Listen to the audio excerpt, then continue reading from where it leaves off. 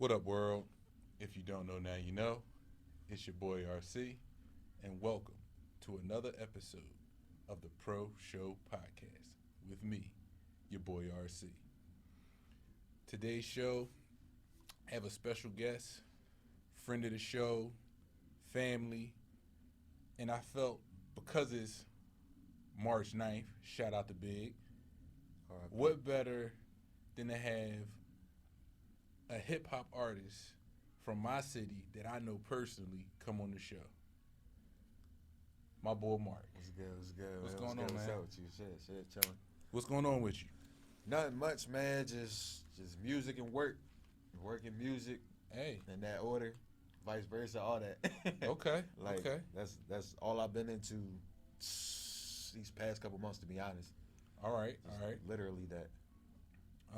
Let's see what's going on since you did the profile episode. What's new? Man. All right. So since then, we've worked on actually two like crazy features. I got a Okay. feature from King Los. You know, if nobody knows who that is, just check out King Los on Instagram. He crazy, like fire rapper from Baltimore. Man, the guy is a genius. Okay, Like nice, super gifted with words, flows, all that. all right. We worked on a feature with him, and then there's another feature from this guy Sean Smith. He's another unbelievable artist. He's from Southwest.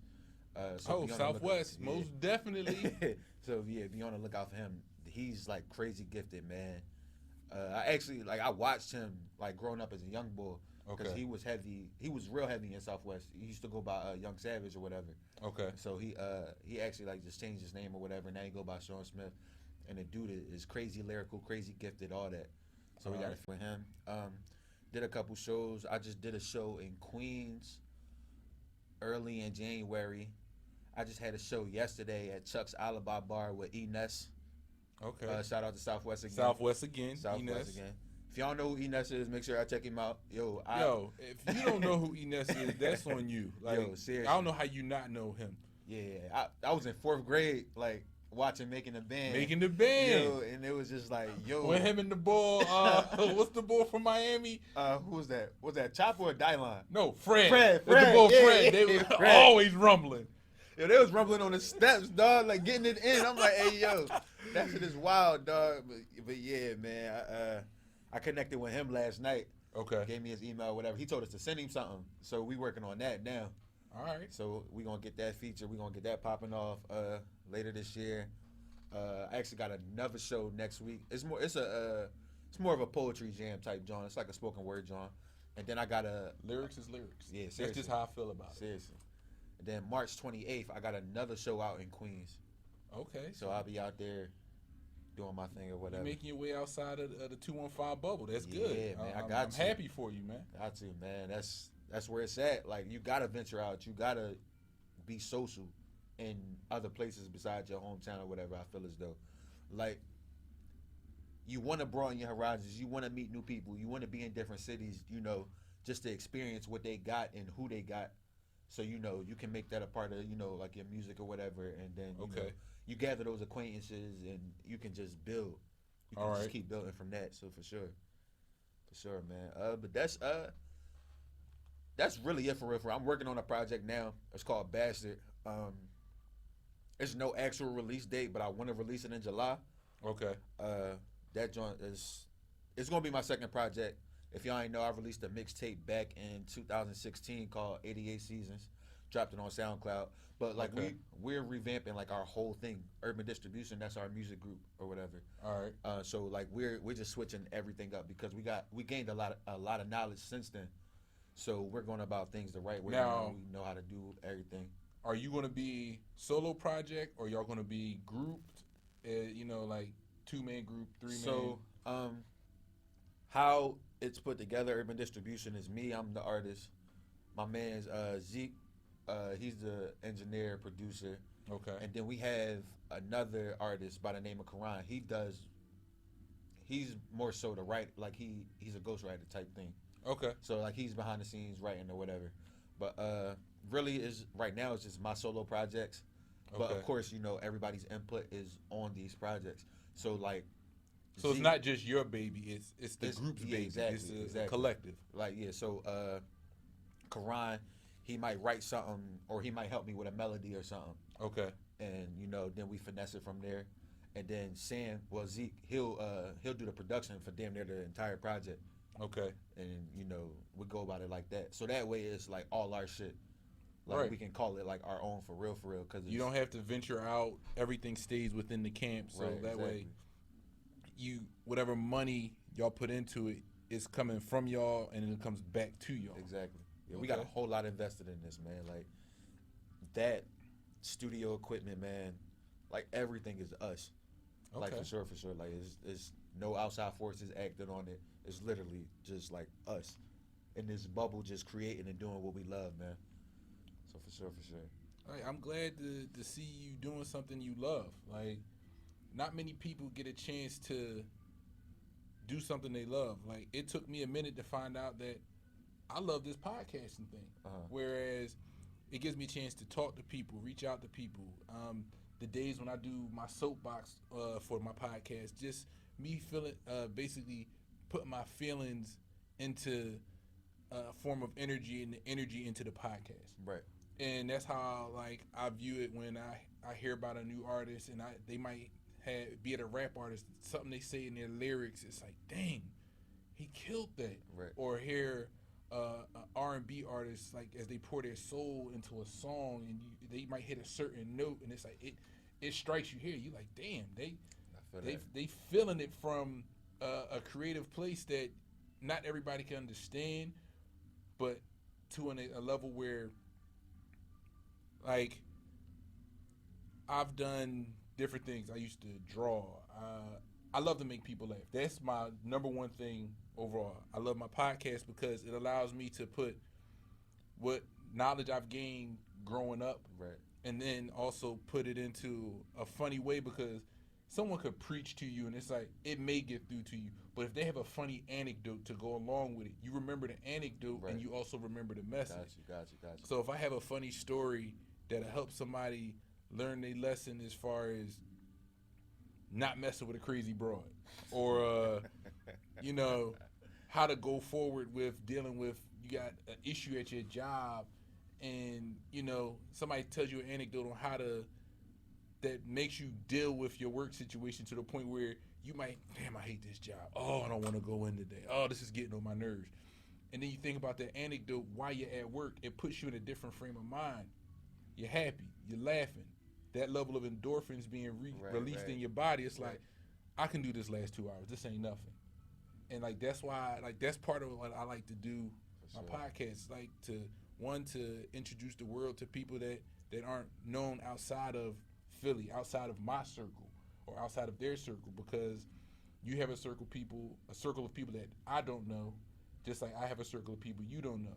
But who knows, with you coming on the show again, shout out to you for coming back again also. No doubt. I got you, dog. And so it's like getting that group of people together. That way it might be somebody that knows someone that'll help you further along. Someone that might help me further along. I know I'm not getting out there rapping or nothing like that, but I might say some funny stuff every now and then. But nothing, my days of even thinking about trying to be a rapper are done. I'm like, no, I'm not.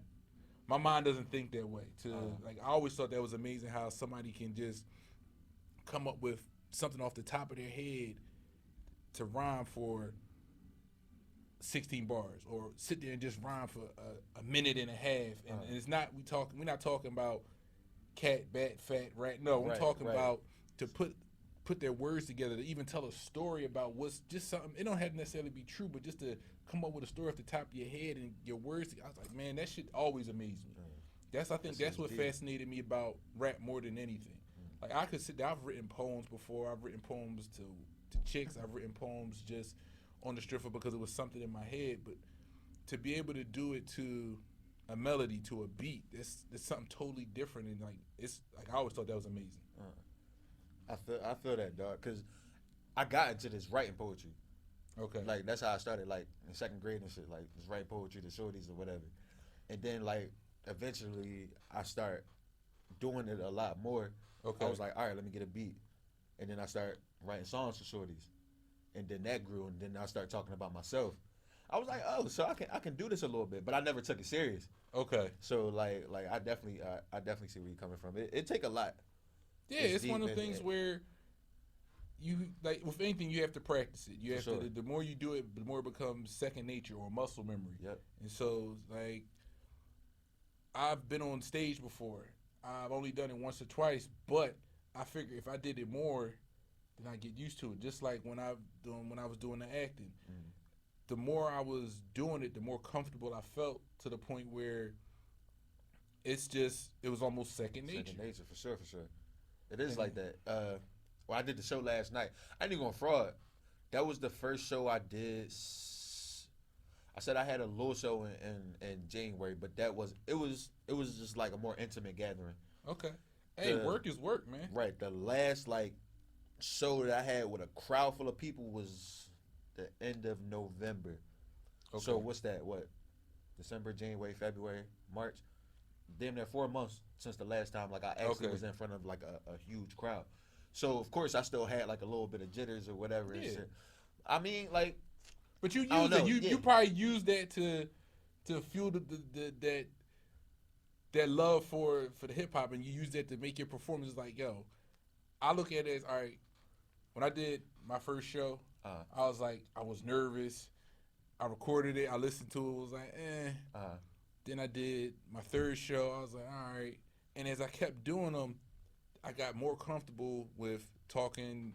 Like, I'm not talking to anyone in particular, but when I do a show, it's like you're just talking. And then to be able to get more comfortable with doing this, to the point where now I was able to do the interview with you, the interview with your moms. Then I did another interview to start off the second season. Mm-hmm. It didn't feel like it was my first time in front of the camera anymore. It was like, all right, bet. Yeah, I'm nervous because I want to put out something that's good, but at the same time, that energy, that nervousness, no, I take it, flip it, twist it up, do whatever I got to do to make it come out better each time. Right. And that's how it was last night. Like I said, even though I haven't done a show in about like 4 months or whatever, the jitters were still there. But like as soon as I grabbed the mic, that shit was like, all right, then you burn down. Like it's all about how you convert that energy into something like positive or whatever, dog. Because the minute you step on stage, people can feel that shit. They see whether you timid or if you really about to go. And a hip hop crowd will eat you alive, especially if you're a new artist. Oh my gosh, I've seen it, and I was at a show for one of my homies, and he killed it. And then there was another guy that came up behind him, and it was just like you could tell the people wasn't feeling him, and then they didn't boo him. It was just the respect was still there, but it was like you could tell people was just like started walking around, started looking on their phones, started everybody started making their way to the bar, and it's like, damn, y'all not even gonna let him finish his song. Y'all just gonna walk off in the middle of the song like, I think I can get me a vodka and cranberry right now. Ain't nothing going on. It's like, damn. Yo, no, I've definitely been on like that side of things. As far as that, I would just say you just gotta use that as a learning experience. If you see people starting to like go away and like deviate or whatever, you just gotta be like, all right, maybe next show I just gotta do something to keep them entertained. Right. You just gotta bring that energy next time, man. You're an entertainer now. The moment you step on that stage in that spotlight, you're an entertainer. Exactly. So you gotta live up to that moment for sure, man.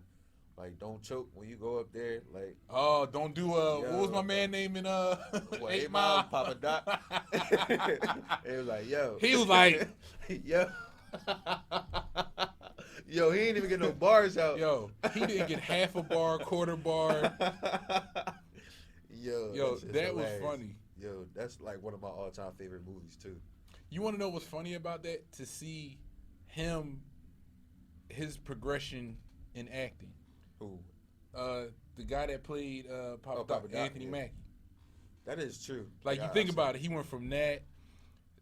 Did you ever see what was that movie? I think it was a Spike Lee joint. I might be wrong, but it was the joint where he had a chick, and I think she ended, like, he used to date the chick. She ended up becoming a lesbian, but then came back to him to ask him to be the father of her kid. No, I've never seen that. Yo, this joint was crazy. I think, was it She's Gotta Have It? Yo, when I put this up, anybody, because I'm about to start doing merch, anybody that give me the answer to that, I got my logo. We're going to be popping. Y'all probably see it somewhere.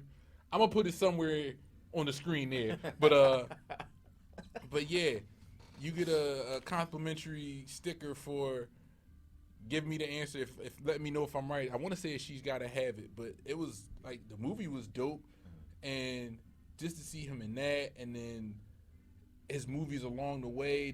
To once you get like a Marvel movie, That's what I seen him. I'm like, yo, he was just in some superhero shit. yeah, him. Right. He was Falcon in the Marvel, the Infinity Saga, and then they got Falcon and the Winter Soldier. That's gonna be a series on Disney Plus. Oh shit, I didn't know that. Yeah. That's Oh man, up, man. like I'm heavy on my YouTube, so certain subscriptions I have let me know when stuff's like. I'm trying to figure out. They were trying to explain the timeline for Falcon and the Winter Soldier as it pertains to the Black Widow movie and going forward with other projects they had. But I was like, all I want to see is that Falcon and Winter Soldier joint. So I'm like, I might have to sign up for Disney Plus to check that out. That's crazy. That's what's up, man. But yeah, like that progression is awesome to see from when you start. So like, imagine you want to look 5 years ahead and say, I want this show to be the one that sparked it. Right. And going forward, if you don't feel it, all right, I want this show to be the one that sparked. That's how I feel about every podcast I've done. When I did podcast 1, I was like, all right, I like this. Still nervous. I did podcast 3, still nervous, but it was. And then as I keep doing them, I'm like, all right, this gonna be the one. Not yet. All right, this gonna be the one. And I'm gonna keep putting out. And the more I put them out, the better I get. And that's how I feel. And it's like, I can only imagine that's how an artist feels with certain songs that you put that energy into. Right. Like, I don't know what's like this past few months. That's just been something that I've been accepting about as far as energy. That's an output from person to person. What you put into a project is what you're going to get out. So if you're half stepping with a project, that's what you're going to get out. You're going to get a half stepped ass project. Exactly. Sure, so if you put in your energy into it, that's what made me like when I found out about where we at, the Rec Philly, new home of the Pro Show. Shout out to the Rec. That's what made me say, all right, that's another step I can take to get better quality as far as my sound for my podcast. Right. I said, all right, take the time, go buy you a camera, get you a video aspect. YouTube paying cats, dog. I said, what? Seriously. I took and found out the formula for it and what you have to do as far as subscriptions, as far as watched hours, and I said, I can do that. Because I see some of these cats on here now, some young boy had enough video followers and watched hours to play a prank with a $100,000 or $200,000 car. And I'm looking at it like, so wait a minute.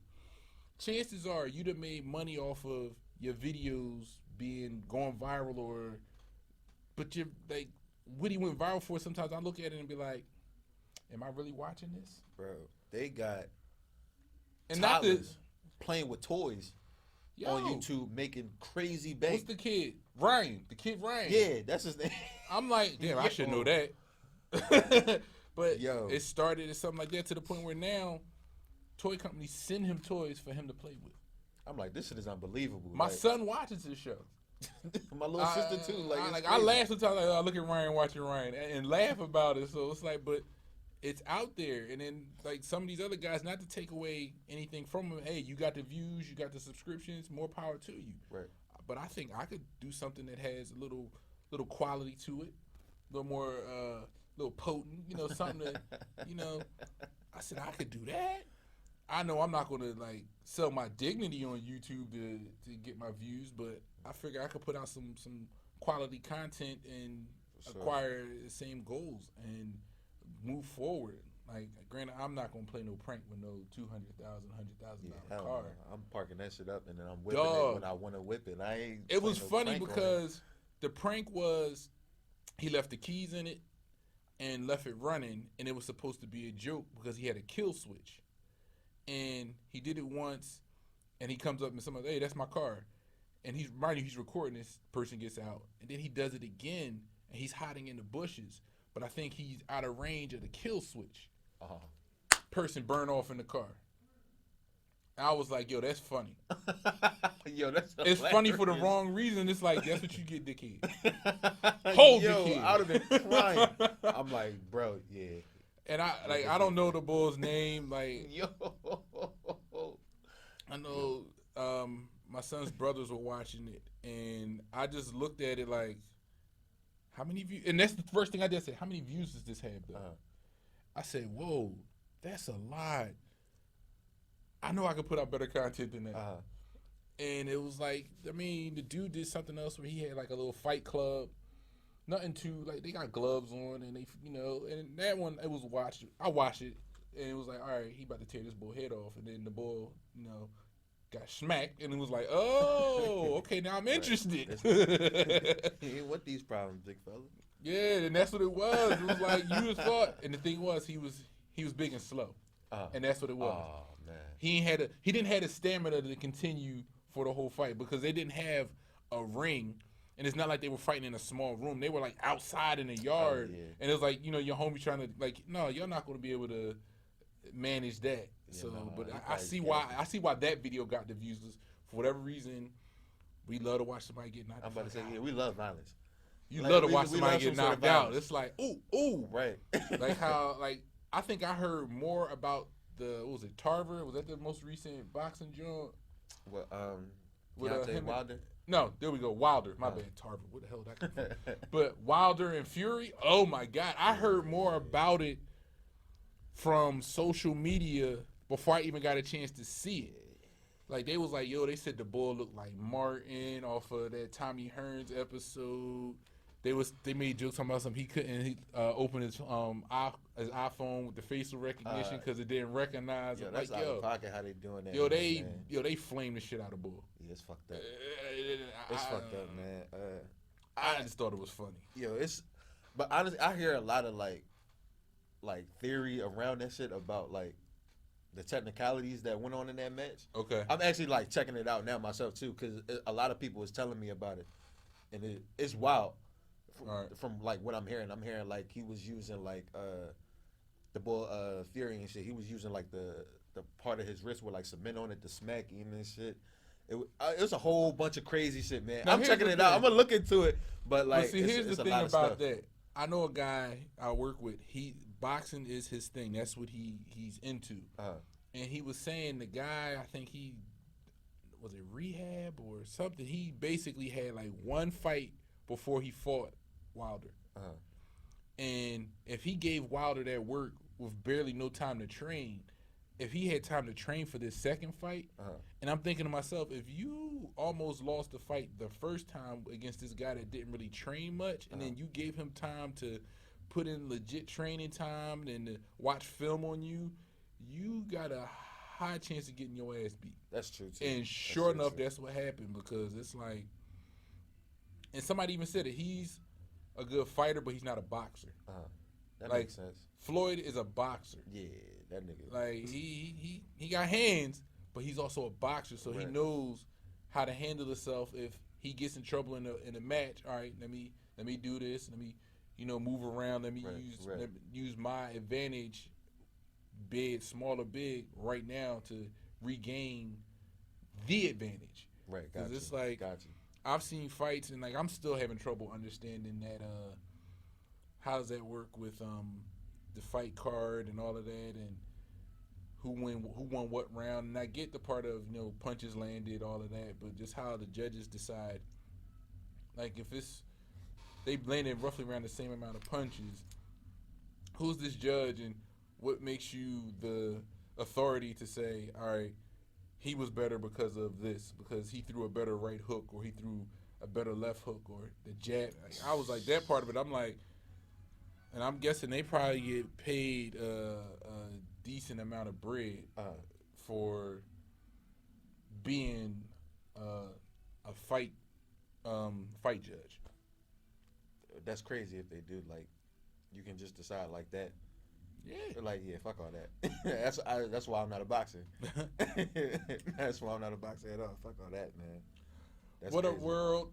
You are watching the Pro Show. We're gonna take a brief pause. And we'll be right back.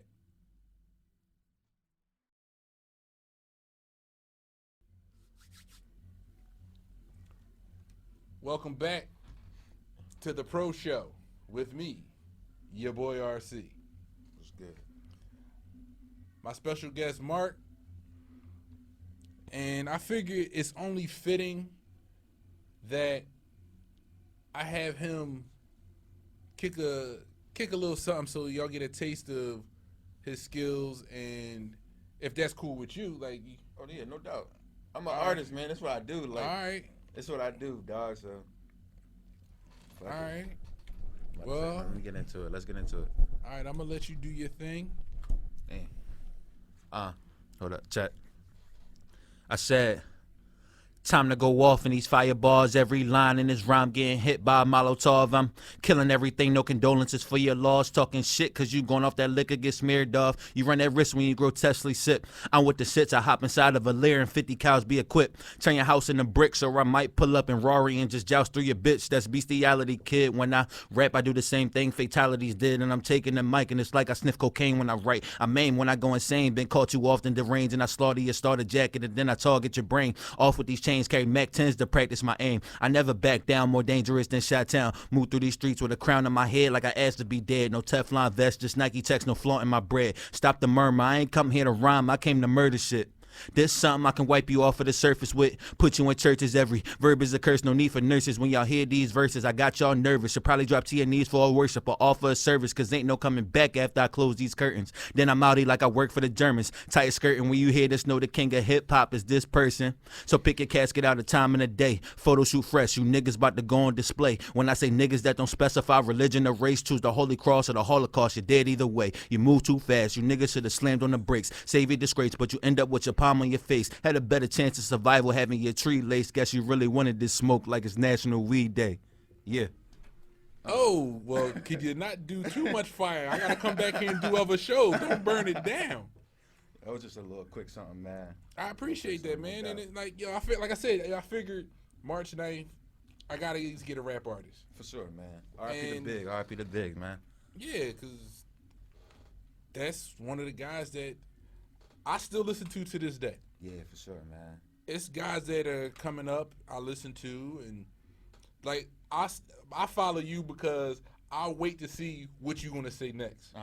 And like the joint you put up, I watched that this morning and was like, I'm in the, like, I know people was probably looking at me at work like, what's wrong with this guy? I was like, if you heard what he said, but it's like, I love how music makes people feel. Right. Be it whatever your genre of music you listen to, music, the energy makes people feel happy, sad.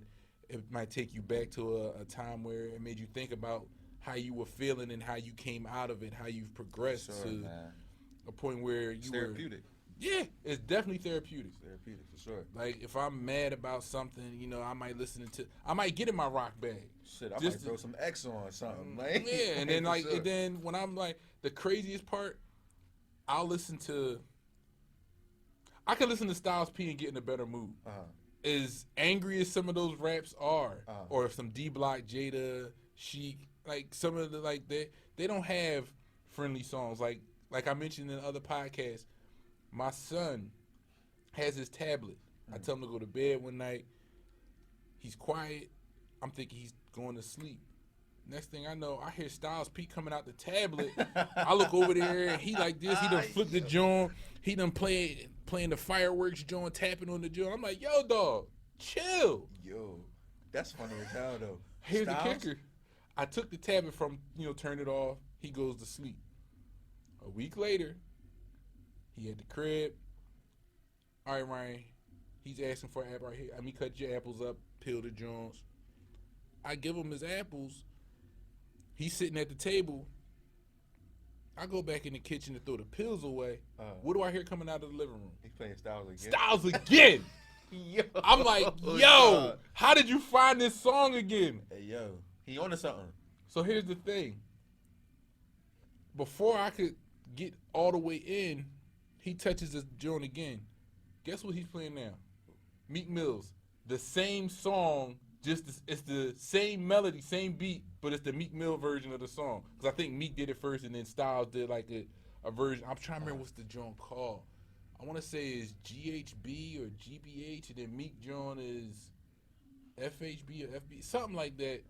I always get the letters mixed up, but it was just for the simple fact it's like the same song, Right. the same part, and he in there. He got the little fork, got his apple up there, doing all this other stuff, Yo, playing his hilarious. fireworks joint again. I'm like, yo, this dude, but I'm like, he might be on to something. That's what I'm saying, man. Like, so it's Early like, too, man. yeah. So if he into the music, cool. That's a sign. As long as them books straight, I don't care what Exactly, you do. exactly. You're Don't like be a sponge right now. knucklehead.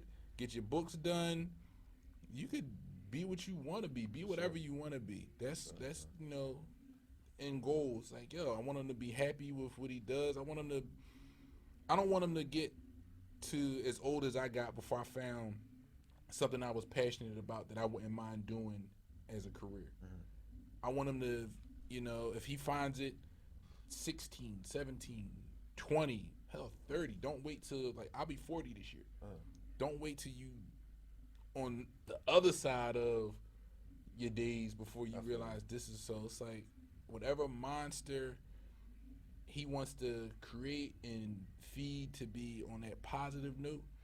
Like, and when I say feed the monster, like, I know, like, some people might, monster, why would you want to be? No, like, if if it's sports, if he wants basketball or football, then if it's the thing of starting to take him to Pee-wee football now, well, not now, but he gonna be 3 this year, but you feel what I'm saying? Right. Pee-wee football when he's younger, to the point where I don't want to force him to do it, but I want him to have a chance to see, damn, I think I like this. Right. So that way, going forward, you know, I still like this. And then once he gets the understanding of, by the time he's high school, do you still want to do this? All right, cool. This is what we're going to do. After you graduate high school, do you still want to do this because this could be your ride for college? Right. True. Go ahead. Or if it's music, same thing. And like I said, whatever he chooses, like I want to be, I'm on board to anything that'll help him make his life easier as he gets older. For sure, man. I'm all about that, especially with our youth, man. Making them realize, like, not forcing them, but putting them in the situations where they can really see if they, like you said, like a certain thing. Exactly, And, you know, exactly. You just build from there, cause man, it's a lot of talent out here, man. Yeah, It's a whole lot of talent, man. That's why I'm glad for a place that we in right now. Yeah, for sure. The Rec Philly. Shit. Yo, I'm grateful. I am glad that I was able to find this place and it being my new home for my podcast. I'm grateful. Respect that for sure. Is there anything upcoming that you want to let the people know before we get out of here? Like I said, my stay tuned for my project Bastard. It's slated to release in July, but for now, you can go check out my single Promises is on all streaming platforms. On Apple Music, just type in Promises. Marq single is gonna pop right up. Go download that joint, stream it, all that. Tell them how to spell your name. Marq. Oh, follow me on Instagram too. MARQ_UD. You get all my exclusive content on there for sure. Like I said, hit Promises up. Let me know about it. Send me feedback, all that. Please, I appreciate it. Thank y'all. Well, you heard it. We've come to a close. And just to let y'all know, thank you. I appreciate you. For those that's tuning in, thank you. Doing more with it. Like I said, the logo's done that I was telling y'all about. You'll get a chance to see it at the end of the show. I'm working on merch right now. Something simple, t-shirts, hats. Somebody was saying they want a dad hat, so as soon as I figure out what the hell a dad hat is, they got it.